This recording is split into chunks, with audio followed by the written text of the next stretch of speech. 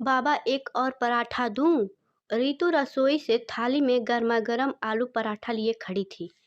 बाबा अपने खाने में मगन थे। वह कभी 3 से 4 रोटियां नहीं लेते।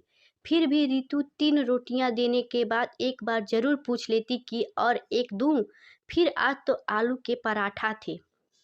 अगर उनका मन बदल जाए, बाबूजी ने न में ही सिर हिला दिया।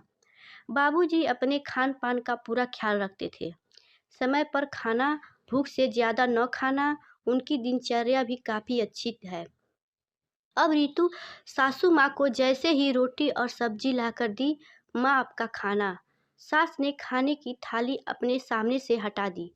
सासू माँ तो मुंह फुलाकर बैठी थी। क्या हुआ माँ, आपको खाना नहीं खाना?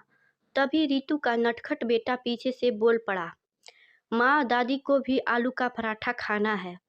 आप दादी को रूखी सूखी रोटी दे देती हो, इसलिए दादी गुस्सा है। क्यों दादी? दादी को चिढ़ाते हुए पोता बोल रहा था।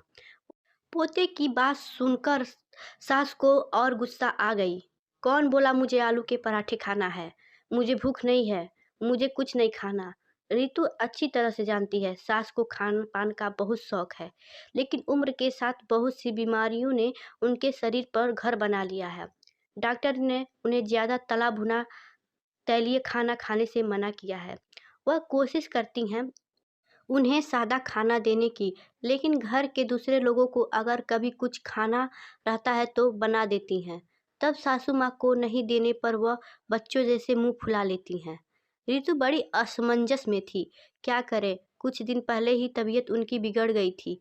फिर अगर कुछ गड़बड़ हुई तो घर वाले उसी पर गुस्सा करेंगे। लेकिन वह भली भांति समझती है, माता पिता एक उम्र के बाद बच्चे बन जाते हैं। वह बाबूजी की तरह देखते हुए एक पराठा और पनीर की सब्जी देने का इशारा करने लगी। बाबूजी मुस्कुरा दिए।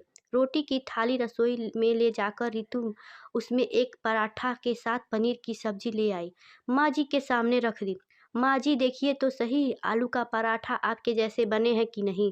लेकिन सिर्फ एक पराठा, एक रोटी। माँ जी का गुस्सा एक छोटे बच्चे की तरह तुरंत गायब हो गया। अपनी पसंद का खाना देखकर रितु को संतुष्टि थी कि माँ जी ने खाना खा लिया। धन्यवाद। Like and subscribe.